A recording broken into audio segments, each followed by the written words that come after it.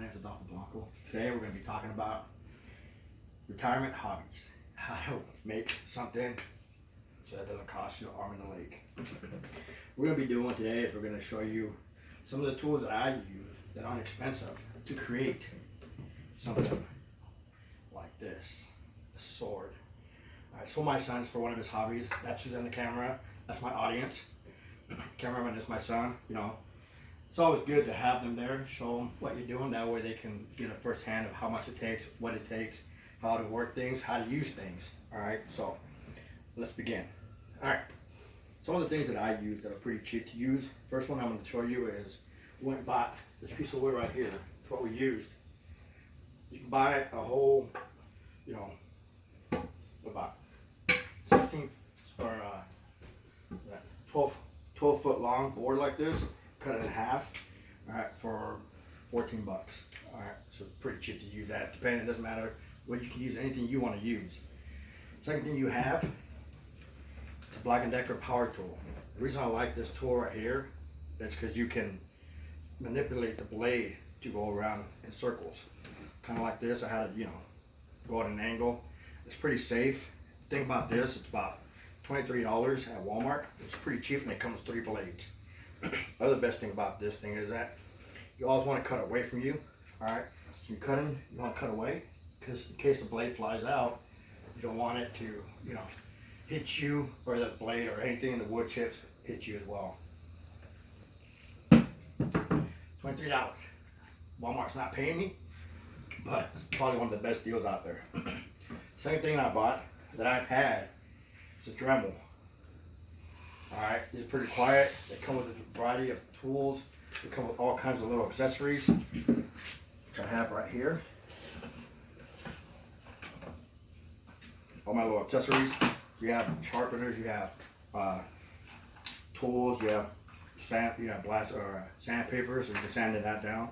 So pretty much you can make any form you want. Another cheap thing is about 20 bucks. You know, you're saying, you're probably wondering, you're talking about it's cheap. Well, yeah. I got it 20 bucks for each one of these things that I've used. But in the long run, you can use this for anything you want in the house. You can also change the blade, make it a little bit longer, so that way you can always use it. The Dremel, you always need a Dremel, no matter what. You know, you got a hole, drill a hole, you have your own house, you can always just Dremel for something.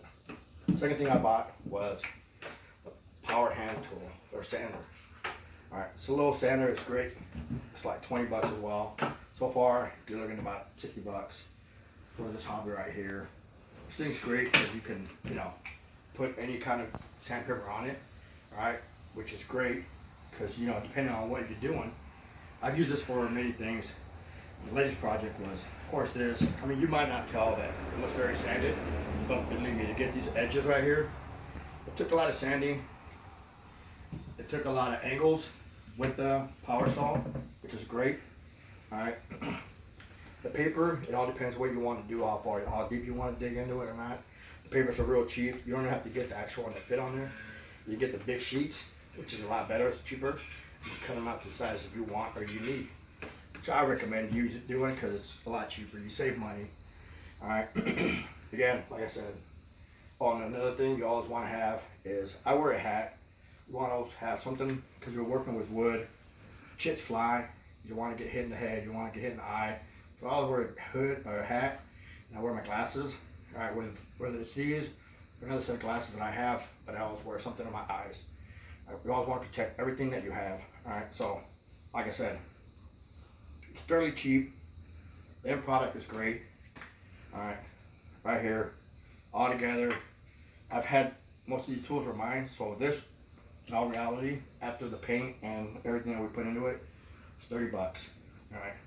The reason I did this for my son was because he's like, look, Dad, he showed me one girl that did one, right? And she sold it for 600 bucks on eBay. Okay, 600 bucks. I just made this thing for freaking like 30 bucks.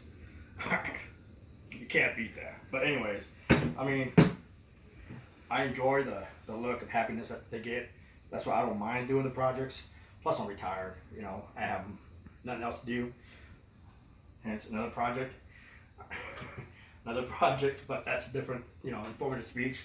But like I said, easy, cheap, to build anything that you want with these 3 tools. You just have to be careful. You have to know how to use it. All right.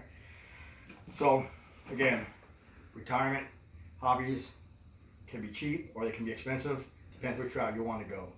But like I said, it's always a good thing to look for the cheapest way, because you know, a fixed budget's a fixed budget. I'd like to thank you for watching my video. Have a great day. Thank you, class.